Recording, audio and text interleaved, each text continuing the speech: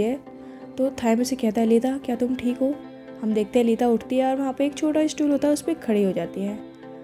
ये देखकर वहाँ पे थाइम शॉक होता है कि ये क्या कर रही है। वो कहता है लीता क्या हुआ, तुम क्या करने वाली हो।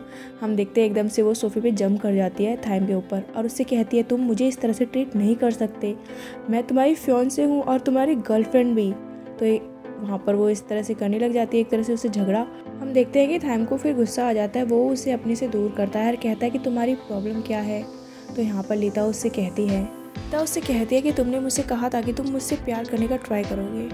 मैं जानती हूँ कि मैं थोड़ी अनमेच्योर हूँ, मुझे पता है कि तुम्हारी फैमिली के बारे में मुझे बहुत कुछ चीज़ें जाननी है और सीखनी है। लीता आगे कहते हैं कि मैं अपनी बेस्ट कोशिशें कर रही हूँ, क्या तुम मेरे एफर्ट्स को थोड़ा सा भी सपोर्ट नहीं कर सकते।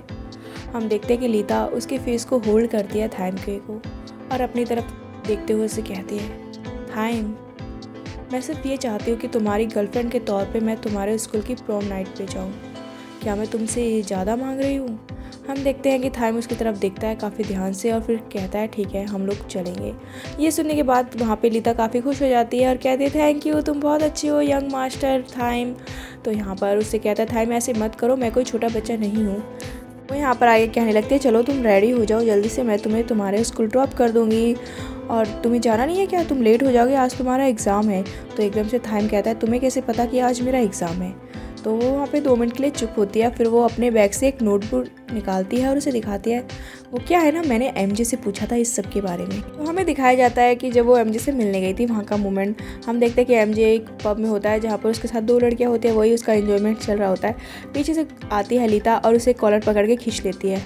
वो कहता है लीता ये तुम क्या कर रही हो। वो उससे कहती है कि मुझे तुमसे कुछ इन्फॉर्मेशन चाहिए थाइम के बारे में, कि थाइम को क्या पसंद है क्या पसंद नहीं है, क्या वो खाना पसंद करता है, कहाँ वो घूमना पसंद करता है, चलो मुझे जल्दी से बताओ। तो वहाँ पर एमजे कहता है मैं तुम्हें कुछ नहीं बताने वाला। फर्स्टली तो ये बात है कि मैं तुम्हारे किसी मैटर में पढ़ना ही नहीं चाहता, और दूसरी बात ये है कि तुम जैसी किड बच्ची के साथ या फिर इन लड़कियों के साथ उनमें से मुझे किसी एक को चूज़ करना है, तो सबसे इजी ऑप्शन होगा उन लड़कियों के साथ जाना, तो मैं उनके साथ जाना पसंद करूँगा। और वो यहाँ पर उसे बाय बाय बोल के चलता है उन लड़कियों के साथ। तभी लीता उसे आवाज़ देती है कि तुम धोखेबाज हो, उसका क्या होगा जो तुम्हारा बच्चा मेरे पेट में पल रहा है। ये सुन के वहाँ पर वो लड़कियाँ और साथ में एमजे भी शॉक हो जाता है। एमजे उसके पास आता है, कहता है तुम क्या कह रही हो। वो उसको बोलने ही नहीं देती और एकदम से जोरदार थप्पड़ मारती है लीता एमजे को। उसे कहने लगते हैं कि तुम एक इररिस्पॉन्सिबल पर्सन हो, अगर तुम्हें मुझ पे थोड़ी सी भी दया नहीं आती तो कम से कम और लड़कियों पे तो दया करो, उनके साथ तो ये सब कुछ मत करो। हम देखते हैं जो वहाँ पे पीछे लड़कियाँ होती है वो ये सब कुछ सुन के वहाँ से जाने लगती है। एमजे उन्हें रोकने की कोशिश करता है कि ऐसा कुछ भी नहीं है, ये झूठ बोल रही है, लेकिन वो लड़कियाँ तो डर के मारे भाग जाती है। यहाँ पर वो और ज़्यादा ड्रामा करने लगती है कि वॉमिटिंग हो रही है मुझे, इस तरह से करती है लीता।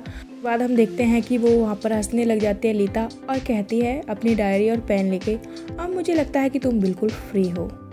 गाइज यहाँ पे जो लीता ने इतना बड़ा ड्रामा किया है वो तो सही में टू मच हो गया, लेकिन हाँ लीता है तो कुछ भी कर सकती है। वहीं आगे हमें दिखाया जाता है एमजे बैठा रहता है केविन के पास। केविन उससे कहता है oh my God you idiot. हम देखते हैं कि केविन उससे कहने लग जाता है कि ये तुमने क्या कर दिया। वो उसे कुछ बोलने की कोशिश करता है तो एमजे उसके मुंह में स्नैक दे देता है और कहता है तुम मुंह बंद रखो। वो उससे कहने लग जाता है फिर एमजे उस दिन क्या हुआ था जब हमारे साथ लीता बाहर गई थी घूमने के लिए, तुम भी तो उस दिन उसे हैंडल नहीं कर पाए थे। तो इस पर केविन कहता है हाँ माना नहीं कर पाया था, लेकिन कम से कम मैं तुम्हारी तरह लीता का कोच तो नहीं बन गया था। केविन आगे कहने लग जाता है तुमने तो कहा था कि तुम गौरिया की टीम में हो, अब तुमने गौरिया के बारे में नहीं सोचा, उसे कैसा लगेगा। तो एमजे कहता है मैं तो ऑलरेडी गौरिया की टीम में ही हूँ।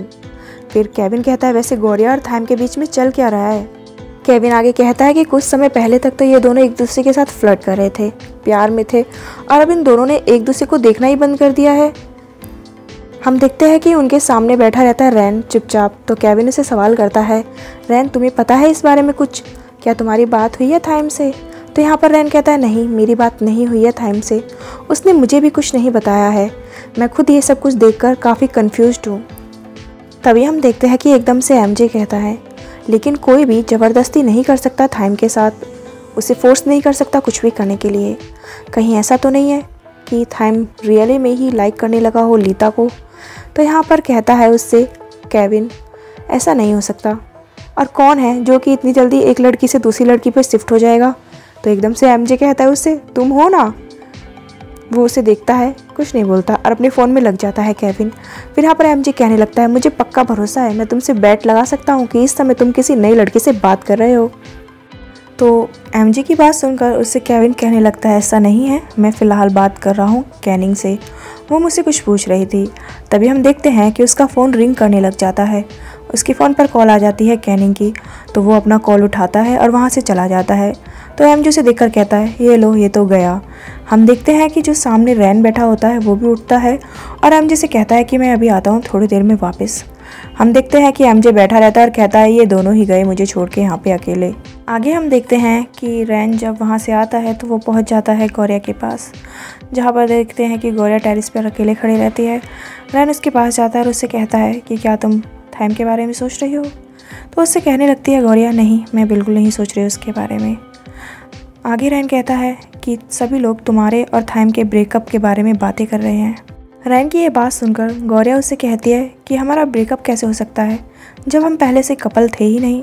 रैन उससे कहता है कि तुम इतनी उदास क्यों हो, अगर तुम हर चीज़ को ऐसे ही छोड़ दोगी तो फिर कुछ भी ठीक नहीं होने वाला।